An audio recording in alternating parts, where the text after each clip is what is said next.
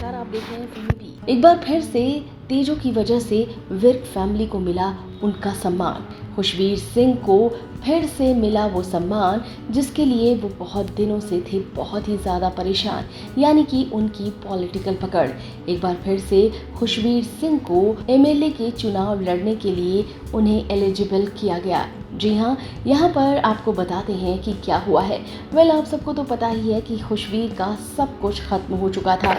हर कोई उन्हें भला बुरा कहता था और इसी वजह से उनकी सारी पॉलिटिकल पावर छिन गई थी। और ये सब कुछ क्यों हुआ वो तो आपको बताने की ज़रूरत नहीं। जी हाँ, अगर आपने शुरू से उड़ारिया को फॉलो किया होगा तो आप सबको पता होगा कि आखिर क्यों खुशवीर सिंह विर्क को इस तरीके से जलील होना पड़ा। ये सब कुछ हुआ था फतेह की वजह से।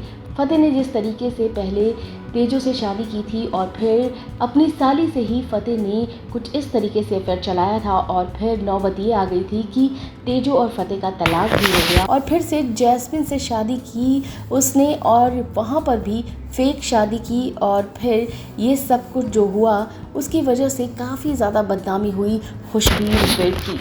अब खुशवीर जो है उस बात को लेकर बहुत ज़्यादा परेशान था, लेकिन जब फतेह जो है घर छोड़ कर गया तो उस वक्त सभी को फतेह की काफ़ी ज़्यादा फिक्र हुई और फिर से सभी यही चाहते थे कि फतेह वापस आ जाए। फाइनली फतेह वापस आया, जैस्मिन को छोड़कर वापस आया। ये देखकर सब खुश हुए और सभी ने फतेह को माफ़ कर दिया, यहाँ तक कि खुशवीर ने भी माफ़ कर दिया। लेकिन कहीं ना कहीं से फतेह को इस बात का मलाल हमेशा से रहा है कि उसकी वजह से खुशवीर सिंह विर्क जो है वो बहुत ही ज़्यादा परेशान रहे। उनका सब कुछ छिन गया, पॉलिटिकल पावर छिन गया, ये सब कुछ उसी की वजह से हुआ है। लेकिन यहाँ पर आपको बता दें कि ये सब कुछ जो है ठीक कर दिया तेजो ने।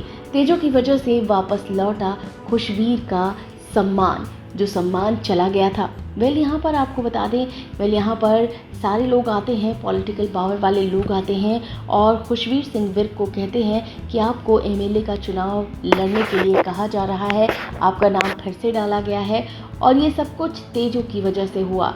जी हाँ, ये बात कहते नज़र आते हैं जो अधिकारी होते हैं। वो ये सुनकर फतेह के चेहरे पर एक अलग ही स्माइल आ जाती है। जी हाँ, फतेह के चेहरे पर स्माइल आती है जब उसे ये पता चलता है कि तेजो ने ये काम किया है।